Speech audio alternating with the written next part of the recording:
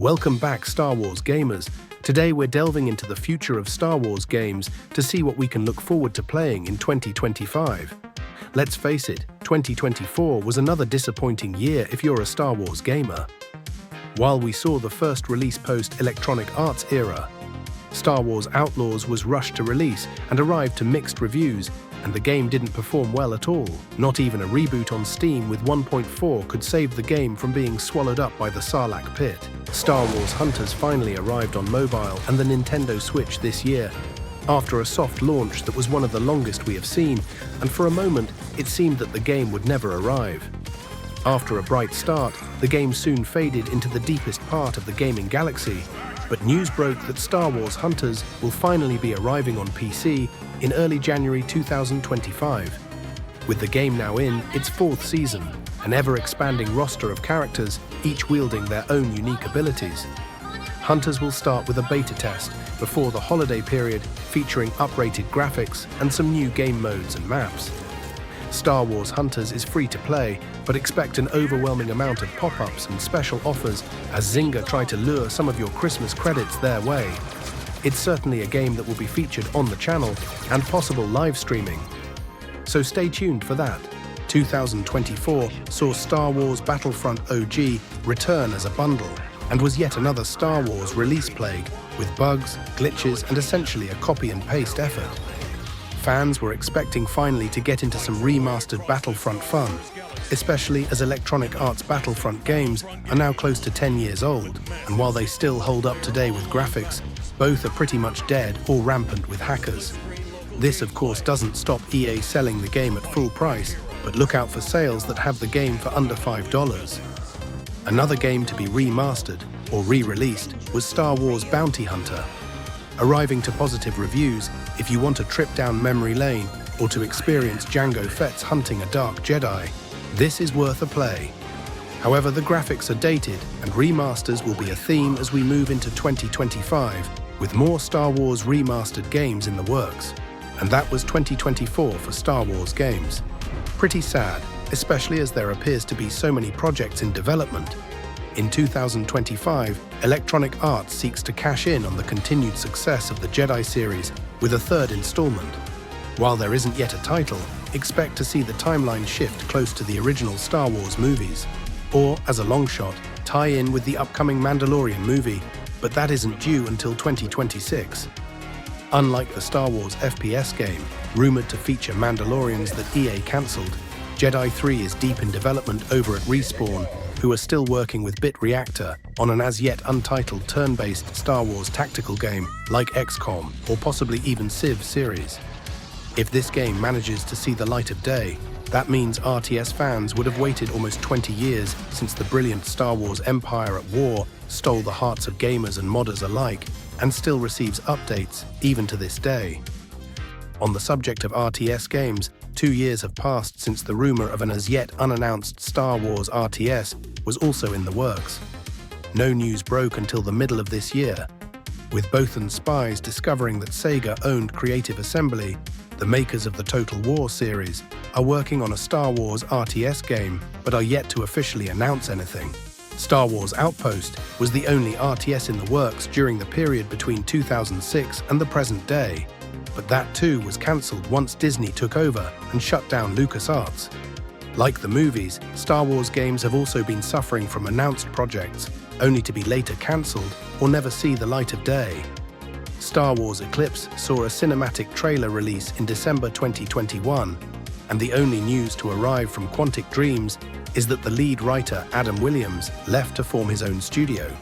This could be because Microsoft now own the studio and want to take the game in a different direction, or he just wanted to start a new venture, which is rather odd considering you're working on a brand new Star Wars experience.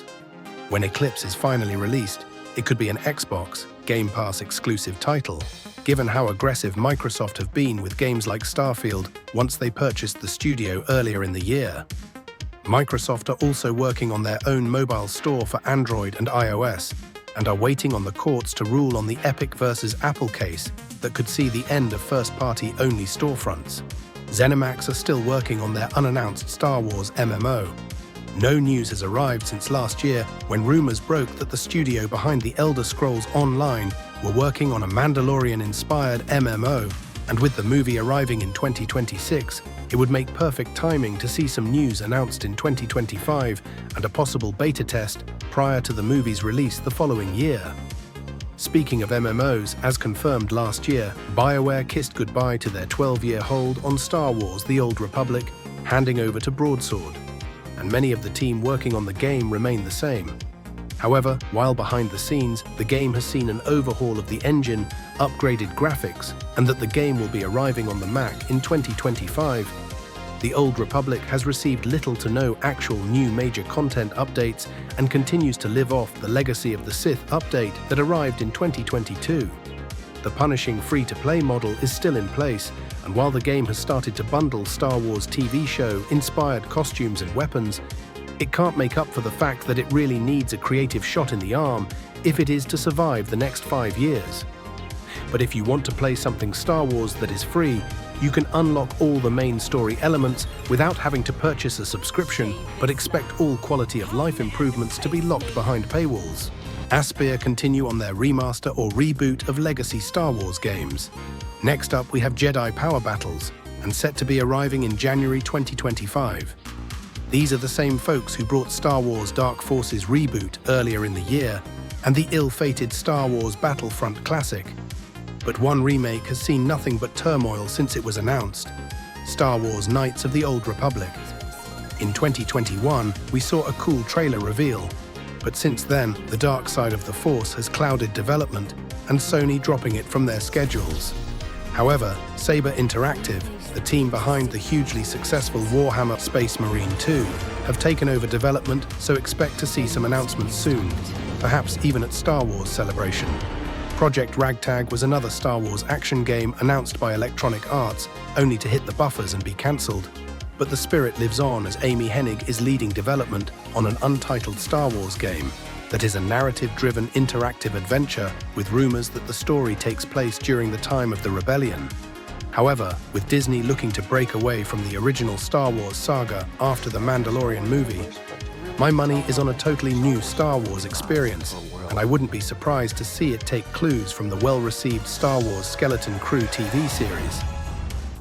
After a not-so-welcoming arrival, Outlaws released its first major story content pack, Wild Card, that also saw the game arrive on Steam with Update 1.4, which promised improvements to overall gameplay and removing some of the many frustrating stealth aspects of the game.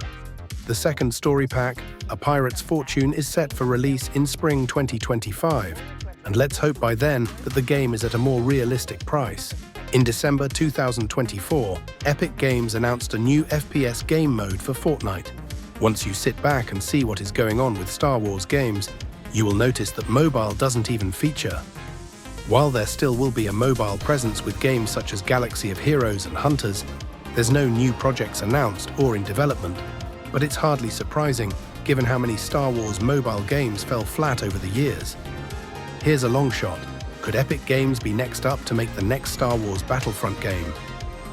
Earlier in the year, Disney invested $1.5 billion in Epic Games, the makers of Fortnite, that has seen many Star Wars-inspired events take place over recent history, including May 4th-inspired cosmetics. While this deal means that Epic won't be paying much when it comes to licensing fees, this could open the door for either Epic Games or a smaller player, create a new Battlefront experience using the Unreal Engine.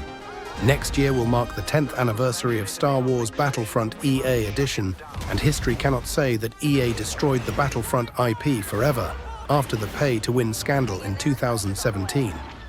What games are you most looking forward to? Tell me in the comments.